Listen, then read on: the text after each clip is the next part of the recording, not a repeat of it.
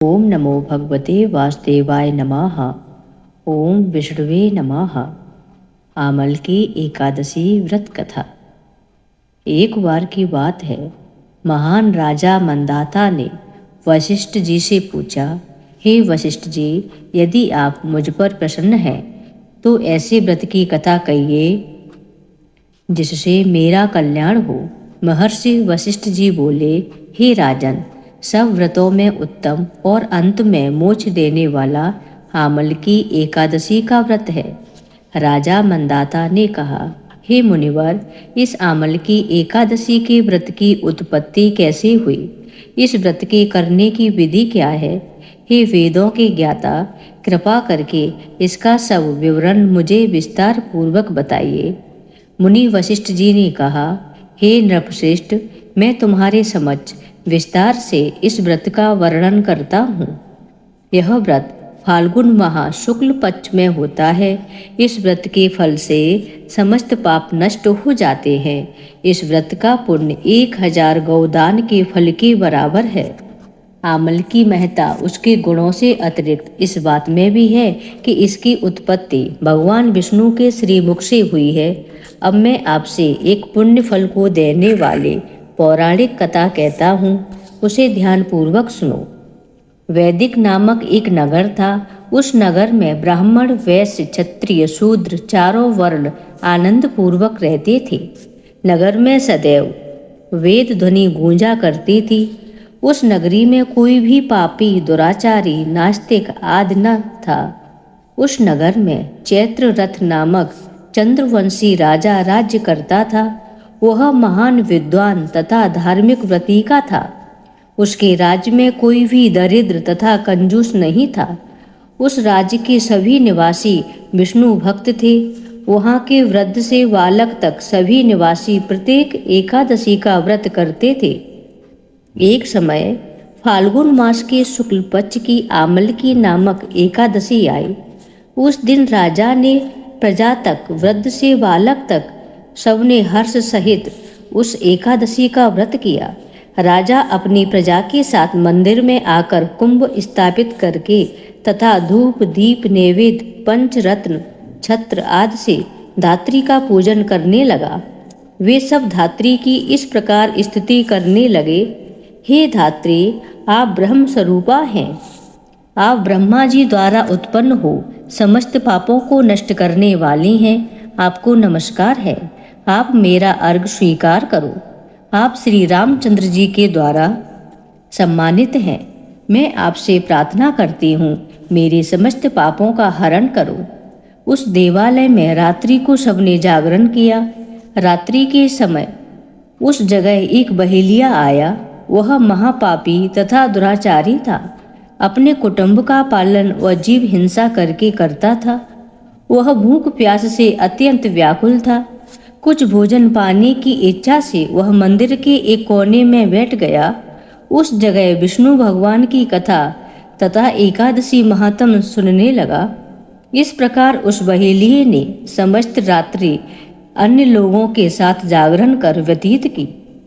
प्रातःकाल होते ही सभी लोग अपने अपने घर को चले गए। इसी प्रकार वह बहेलिया भी अपने घर चला गया और वहां जाकर भोजन किया। कुछ समय बीतने के बाद उस बहेलिये की मृत्यु हो गई। उसने जीव हिंसा की थी। इस कारण हालांकि वह घोर नरक का अधिकारी था, किंतु उस दिन आमल की एकादशी के व्रत तथा जागरण के प्रभाव से उसने राजा विदुरथ के यहाँ जन्म लिया। उसका नाम वसुरथ रखा गया। बड़ा होने पर वह चतुरंगिणी सेना सहित तथा धन धान्य से युक्त होकर 10 सहस्त्र ग्रामों का पालन करने लगा। वह तेज में सूर्य के समान, कांति में चंद्रमा के समान, वीरता में विष्णु भगवान के समान और क्षमा में पृथ्वी के समान था।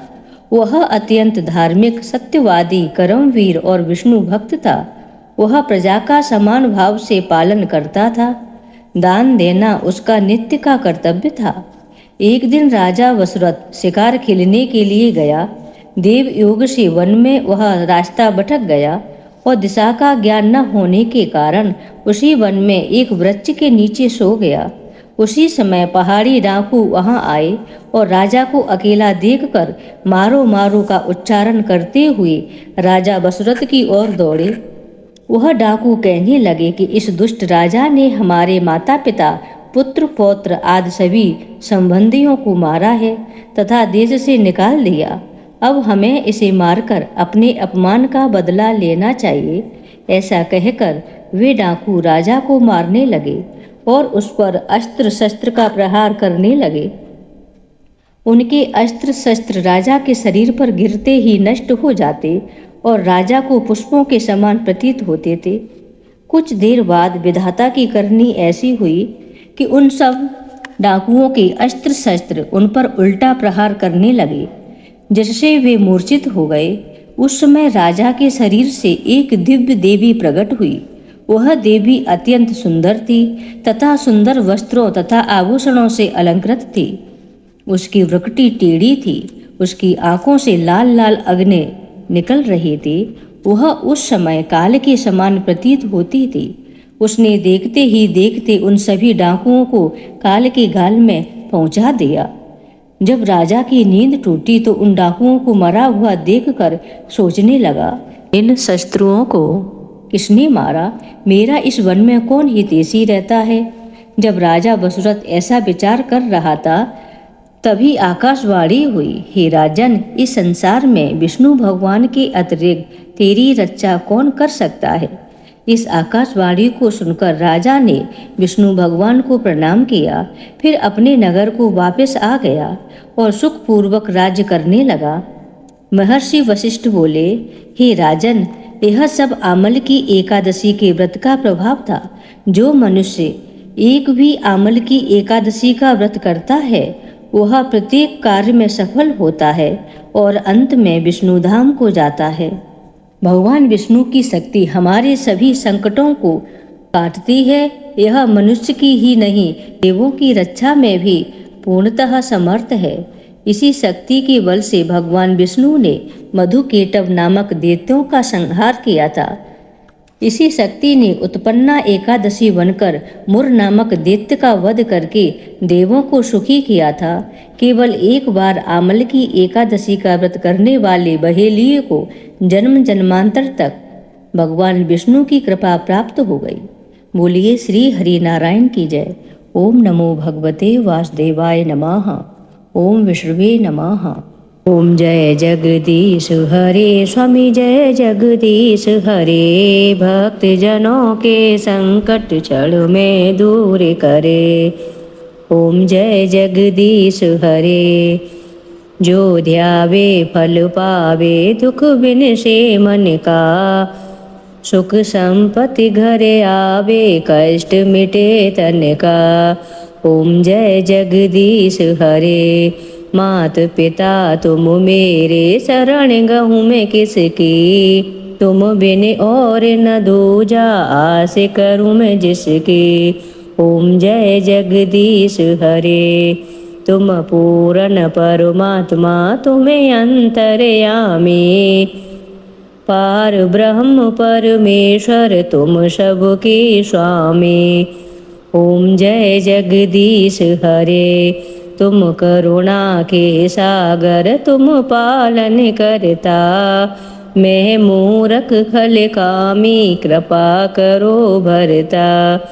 ओम जय जगदीश हरे। तुम हो एक अगोचर, सबके प्राणपति। किस विध मिलूं दयामय, तुमको मैं कुमति। ओम जय जगदीश हरे। दीन बंधु दुख हरता, तुम्हें ठाकुर मेरे। अपने हाथ उठाओ, अपनी ही शरण लगाओ, द्वार पड़ा मैं तेरे। ओम जय जगदीश हरे। विषह विकार मिटाओ, पाप हरो देवा। श्रद्धा भक्ति बढ़ाओ, संतन की सेवा। ओम जय जगदीश हरे। तनु मन धन और संपत्ति सब कुछ है तेरा। तेरा तुझको अर्पण क्या लागे मेरा। ओम जय जगदीश हरे। जगदीश्वर जी की आरती जो कोई नर गावे। कहत शिवानंद स्वामी कहत हरिहर स्वामी सुख संपत्ति पावे मनोवांछित फल पावे। ओम जय जगदीश हरे। स्वामी जय जगदीश हरे। बोलिए श्री हरि नारायण की जय।